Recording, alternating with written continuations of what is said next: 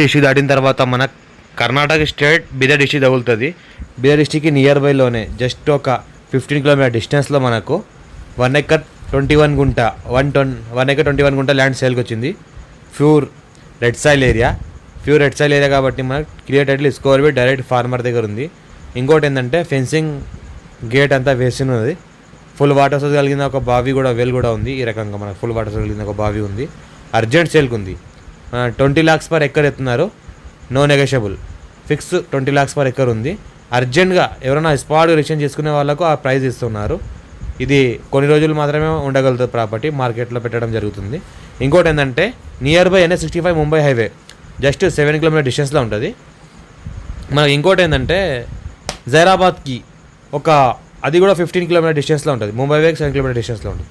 ఈ ల్యాండ్లో ఏంటంటే మనకు జింజర్ పంట పండిస్తున్నారు.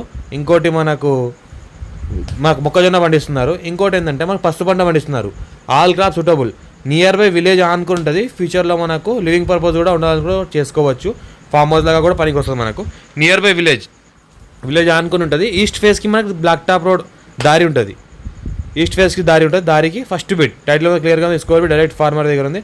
అర్జెంట్ సేల్కి ఉంది. ఈ రకంగా ల్యాండ్ ఉంటుంది.